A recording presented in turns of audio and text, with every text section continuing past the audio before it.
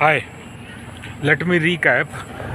अभी मैंने अपने वीडियो के फर्स्ट पार्ट में जो मैंने ये 2 वीडियो का सेट एक तैयार करने की कोशिश की, जिसमें मैंने मेनली फोकस किया एजुकेशन सिस्टम पर। वो इससे फ़र्क नहीं पड़ता कि हायर एजुकेशन की बात मैं कर रहा हूँ या फिर छोटे लेवल के सेटअप की बात कर रहा हूँ। मेरा मेन कंसर्न, जैसा कि मैंने आपको बताया, मेरा मेन कंसर्न है as a whole education system. अभी मैंने अपने पिछले वीडियो में आपको ये बताया और इस पर थोड़ा अपना पॉइंट रखने की कोशिश की कि the education system which is boiling beyond the limit, और क्या ऐसा है जो किया जा सकता है जिससे फ्रस्ट्रेशन से बाहर निकला जा सके। तो अभी मैंने अपने फर्स्ट पार्ट के वीडियो में खाली इस पर डिस्कस किया कि समस्याएं ये हैं, और इस पर मैंने अभी आपको नहीं बताया कि फिर इसका सलूशन क्या है, कि आप ये ना समझें कि मैं केवल समस्याएं बता रहा हूं और सलूशन नहीं बता रहा हूं। अब आप ये बताइए कि चलिए समस्या है, अब उस समस्या से निकलने का तरीका क्या है। What is the method, what is the most innovative method to remove the frustration from the education system which is prevailing around the world। ये मैं खाली इस देश की बात नहीं कर रहा हूँ, पूरी दुनिया की सेम कंडीशन है। मेरे जो यूरोपियन फ्रेंड्स हैं, they also complain the same. वो भी यही शिकायत बताते हैं मेरे को कि केवल बच्चे सुसाइड करते हैं और सुसाइड रेट यूरोप का दुनिया में सबसे ज़्यादा है। तो अब आप देखिए सलूशन क्या है। सलूशन ये है कि एजुकेशन में जो क्रिएटिव एस्पेक्ट है उसको सामने लेकर के आइए। एजुकेशन का क्रिएटिव एस्पेक्ट लेकर के आइए। खाली आप बच्चों को ये मत बताइए बुक के हिसाब से। जैसे मैं अपने सब्जेक्ट का बताऊँ, इकोनॉमिक्स है तो आप बच्चों को पढ़ाएं अप्लाइड इकोनॉमिक्स। ये सब कुछ जितना भी ड्रामा है ये केवल बुक में है। बाकी रियलिटी में मैं आपको बताऊं, अप्लाइड साइड किसी भी स्टूडेंट को नहीं पढ़ाया जाता, नहीं बताया जाता। मैं आपसे ये रिक्वेस्ट करता हूं कि आप बुकिश लाइफ से बाहर निकलिए, थोड़ा प्रैक्टिकल एक्सपीरियंस लीजिए और जो भी चीज़ें आप पढ़ रहे हैं उसका व्यवहारिक पक्ष पर फोकस करिए कि क्या जो चीज़ें मैंने मैथमेटिक्स में पढ़ी, जो चीज़ें मैंने फिज़िक्स में पढ़ी, क्या उसका रियल लाइफ में कोई सिग्निफिकेंस है, कोई इम्पोर्टेंस है, या मैंने जो भी सिद्धांत पढ़ रखे हैं, जो भी प्रिंसिपल पढ़े हैं वो बस वहीं तक है और उसके आगे उसकी सेवा समाप्त।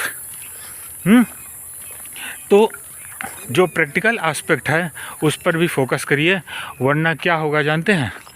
वरना वो होगा जो दिख रहा है वहाँ पर, खाली हम बैनर बोर्ड तक सीमित रह जाएंगे। क्या लिखा है वहाँ पर?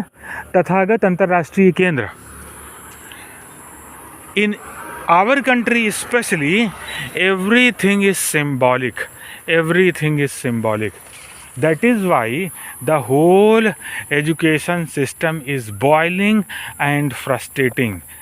So it's my very humble request that instead of focusing only on the theoretical side, you should also focus on the practical aspect.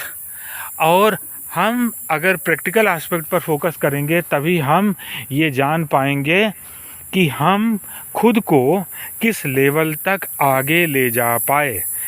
आजकल आप देखिए कि एक बच्चा कितना गर्व से बोलता है कि मैंने बीएड किया, एमएड किया, पीएचडी किया, नेट क्वालिफाई किया। Means you know what, master of all in knowledge of none. और ये भी कितना गर्व से बोलता है कि मैंने ये चीज़ें की। मुझे ऐसे भी लोग मिले जो कहते हैं मुझे कि सर मैंने 5 बार नेट क्वालिफाई किया। तो मैं ये सोच में पड़ जाता हूँ, ये तुमने जो कहा अभी 5 बार नेट क्वालिफाई किया, ये कहने का मतलब क्या है? कि मैंने 5 बार नेट क्वालिफाई किया, एंड यू नो दे से it very proudly that they have qualified net 5 times. इसी से पता चल रहा है कि लोगों का स्तर क्या है। एजुकेशन सिस्टम गिर गया, क्वालिटी ऑफ टीचर गिर गया और क्वालिटी ऑफ स्टूडेंट गिर गया। जब हम इस टॉपिक पर बात करते हैं और लोगों से डिस्कस करते हैं, कोई ये मानने को तैयार भी नहीं होता। चलिए एक पॉइंट लेते हैं। हायर एजुकेशन में आने के लिए आपको क्या डिग्री चाहिए? आपको नेट क्वालिफाई करना चाहिए। पहले जो नेट का एग्ज़ाम था उसमें डिस्क्रिप्टिव होता था और आपको लंबे लंबे आंसर लिखने होते थे, जिससे ये पता चलता था कि किसी भी टॉपिक को आप किस लेंथ तक ले जा सकते हैं। और आज क्या है? आज आपको कुछ सेलेक्टेड मल्टीपल चॉइस के क्वेश्चन दे दिए जाते हैं, जिससे ये पता चला क्या हुआ कि आप वो मल्टीपल चॉइस के क्वेश्चन सॉल्व करिए and then you will get NET degree. तो आप देखेंगे, जिससे आपको अंदाज़ा लगेगा कि पहले डिस्क्रिप्टिव था, अब ऑब्जेक्टिव हो गया। इसीलिए आज का स्टूडेंट नेट क्वालिफाई करके भी और पीएचडी करके भी उसको कुछ भी नहीं आता जाता। और कितने गर्व से हम कहते हैं कि हमने ये डिग्रियां ले रखी हैं। तो एट लास्ट समस्याएं हैं, प्रॉब्लम है, और प्रॉब्लम से का एक सॉल्यूशन निकालना पड़ेगा। और वो सॉल्यूशन बिल्डिंग चारदीवारी के अंदर बैठ करके सेमिनार और कॉन्फ्रेंस कर के सॉल्यूशन नहीं निकलेगा। सॉल्यूशन तब होगा जब वो लोग जो चेंज ला सकते हैं वो सीरियसली बैठकर इस पर सोचेंगे। और जब तक हम सोचेंगे नहीं, जब तक हम इस विषय पर सीरियस डिस्कशन नहीं करेंगे, तब तक कुछ नहीं होगा। साल बीतता जाएगा, गवर्नमेंट मनी कंज्यूम होती जाएगी, होगा कुछ नहीं। और हम ये वो क्या एपीजे अब्दुल कलाम ने कहा था विजन 2020, वो 2020 करते रह गए और दुनिया से चले गए। शिलोंग में IIM में लेक्चर देते देते उनको हार्ट अटैक हो गया। तो वही होगा। जो विजनरी हैं, चाहे वो डॉक्टर विक्रम साराभाई हो, डॉक्टर सतीश धवन, होमी जहांगीर भाभा, श्रीनिवास रामानुजम, कोई भी हो, ये लोग विजन क्रिएट करते रहेंगे और हकीकत में रियलिटी में होगा कुछ भी नहीं। So now it is the time. अब समय आ गया है। अब आप सोचिए इस पर बैठ कर करके और ये देखिए कि जिस रास्ते पर हम चले, क्या उसी रास्ते पर हमारी आगे आने वाली पीढ़ी भी चलेगी? क्या वो बच्चे जो आज अपना पूरा वक्त मोबाइल और टीवी में ख़त्म कर रहे हैं, तो आप बैठ करके साइंस में रिसर्च करते रहिए। Students those who are using smartphone more than 4 hours a day, then it means they are suffering from a disease called digital dementia। ऐसा पेपर में अच्छा लगता है, रियलिटी में आप हर घर में देखेंगे all students, all parents, they are all engaged in nonsense and nothing else. कुछ भी क्रिएटिव होता नहीं हो। 24 घंटा लोग कितने आसानी से बर्बाद कर देते हैं।